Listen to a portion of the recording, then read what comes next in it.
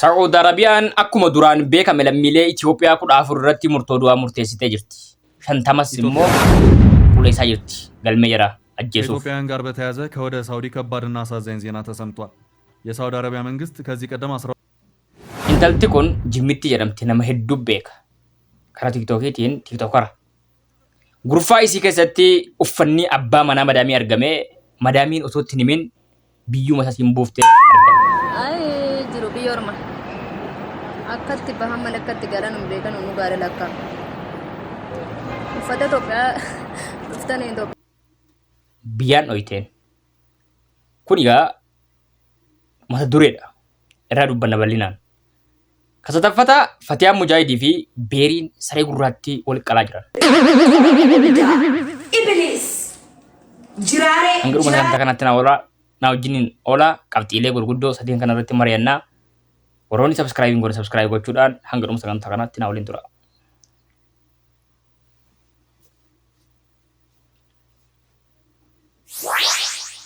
Kabajamtootaaf jaalatamtoota keenya mee fedhii keessan laaluuf maalirraa akka jammarru isin barbaachisa. Qabxiilee gurguddoo sadii keenya uffanni abbaa manaa madaamii gurfaa isii keessa yookaan kutaa isiin ciiftu keessatti argame haati warraa yookaan madaamiin aaruudhaan intalatti osoo hin himin tikkeetti mukuttee gara biyya hariite. Walirratti qabdeedhaan jirru shakkiidhumaan jechuudha. Uffata yookaan ijoollee tarkiftee geessitii yookaan miiccitee baachitee irraanfatti ta'an tallee uffanni gurfaa kaddaamaa keessatti argameedhaaf jarri kun waliin hariiroo qabanii hin jedhamu. Uffatni garuu waliif adda. Yoo uffata jaakettaa, shaamuzii, surree, marxoo, mutawwara waan kana yoo ta'e rakkoo hin qabu. Garuu uffata jalaa taanaan shakkiin ni jira jechuudha. Alaa kulli haal darbileetti biyyatti biyya galteerti. Kanarraa jammaruun fedhii kan kooti miti. Bakka hundattuu bakka kamittuu kan dursu maali? Lubbuu dursa waan ta'eef dhimma ijoollee keenyaa biyya Saudi Arabiyaa keessatti murtoon du'aa irratti murtaa'e irratti qabxiilee xixiqqoo takka kaasee isin barsiisuu barbaada. Biyya Saudii keessatti wantoonni namni ajjeefamuuf irra guddaan waa sadii. Tokko yoo ofii isaatii nama ajjeese kun dirqama ajjeefama. Yoo maatiin dhiifaman gooneef dirqama ajjeefama jechuudha. Kalammataa jarraan harmuxummaa shamara gurguruu mana shamaraa fi dhiirritti waliin wajjin rafu yoo waan akkasii kana goote ni ajjeefamta. Kasataffata muqaddaraat hashiisha yoo hashiisha kan dalayitu ta'e waan kun egaa hashiishni biyya Saudii keessatti qofa miti laysa bis-Saudiyyaa faqat bikulli aalam haadaa khattun ahmar. حتى بلادنا الإثيوبيا وكذلك من أوروبا من أمريكا إذا وجد مع الحشيش سجن أما إعدام حتى الموت. Sigale kun beekamaadha. Biyya addunyaa guutuudha sigale. Mamnuu qaddaraanni lammiilee simmiidhaa wajjin alassi godhaa ajjecha namaatiif sababa ni ta'ani. Fakkeenyaaf namni takka hashiishaa wajjin hashiisha kiiloo 5 wajjin qabamee yoo kan tootamu ta'e namni sun yoo ajjeefame qomuma isaa qofatu ajjeefama. Garuu hashiishni kiiloon 5 sun yoo dabre nama meeqa du'a? Yoo xiqqaate makiinaa 4-5 numa gargala sababa waan sanaa jechuudha. Namni gisee sana dhuge of hin beeku jechuu barbaadetanii balaa ajjechaa jirmaan yookaan jumlaadhaan gaggeessuudhaaf deemaa ture namni suni akka carraa ta'ee mootummaan qabee tokkicha isaa ajjeesuun rakkoo hin qabu. Nuti waan nuti jedhaa jirru waan kana hin hojjetinaa. Wanti kun faayidaa hin qabu. Gara tokko rabbitti wal isin buusa haraama. Kalammataa lubbuu keessan isin dhabsiisa. Yeroon kun yeroo teknooloojiitti waan takka fuudhanii bahuu hin danda'amu.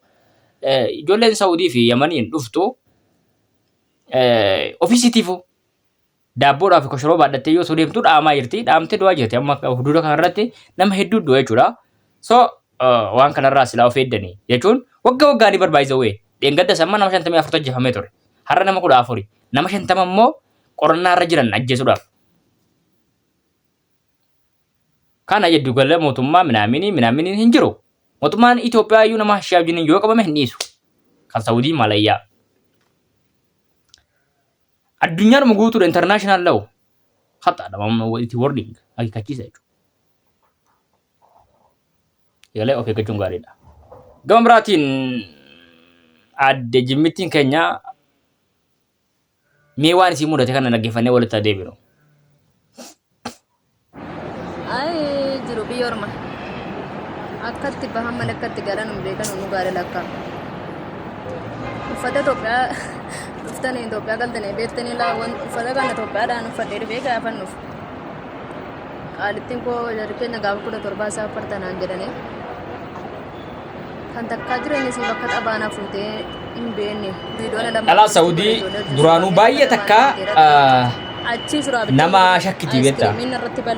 Hojjettoonni fakkeenyaaf hojjettoonni shamaraa kan biyya Indiyaa hin seenan Itoophiyaa Saawudii waan shamarri baay'ee hinaafaniif keessattuu waa xiqqoo si bareedde taanaan rakkoo guddaadhaaf saaxilamta. Intalli kun ammoo waa xiqqoo fuula keessa ni bareeddi.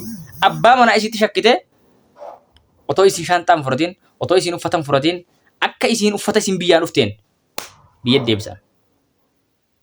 It is very weakness. Waan baay'ee takka nama ajaa'ibudha. Na ajaa'ibsi wallahi. Uffata ittiin biyyaa dhufteen gara biyyaa deebisan.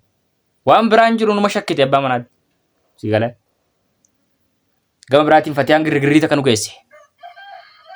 Intala wayii dalayduu wayii fiddee dalayduu sana madaamiin isiin Itoophiyaa isiin madaamiin isiin biyya arabaa jechuudha. Akka Fatiyaan intala kana gootu hin godhaman gootu. Waa xiqqoo isiin nama kabajuun ni jira bara. Laayif irra teessee qaawwaa fidi buna fidi sana dhiqi akkas godhi. Boccoo wayii harkatti jabennaan birrii kan keessirraa muraa. Ji'a kan kirraan birrii kan keessirraa muraa. Waan keessa dabartee irraan fattaa obboleetti gahi. Laa ilaaha illa wallahi nama jala dalagoon araba jala dalagoo ya wallahi habasha jala dalagoon. Fatiyaa Mujaahid irratti argee Fatiyaa Mujaahid nama biyya arabaa ture ta'a. Nama jala dalaguun hagamta akka ulfaatu beeku ta'a. Intala kan akkasitti mataa keessa gadhooyte mee dhaggeeffadhaa. Kaleessa kuffistee kunoo boba'e. Boba'e obsee. Inni kufname. Seera kuffee? Isa keessa. Wallahi jaalatanii jibbitaanis qalbii nama cabsa. Live irra fiddeen intala akkasitti go kun ati hin tolle dirqama wal kabajuun gaariidha. Ati fi isin garaagarummaa qabdan. Isin maayoo jedheen jijjiirametti nama yaadatu garuu ati nama harka barbaadu. ብርጭቆ ነጀላ ጨብሲቴ ደሞዛ ሺት ራይ ሙራ ምናምን አይተበር Hawaasa gaafate kadhatti awwaate kana kabaju.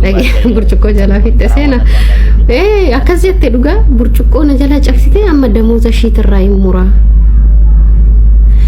ዋዮ ዋቃቺ ገዲላልት ዋጀዲ እንጀሪ አኖ ማንጀሩ አቲ ዋጀዲ አኖ ማንጀሩ አቲ ዋጀዲ ዋቁማቺ ገዲላልት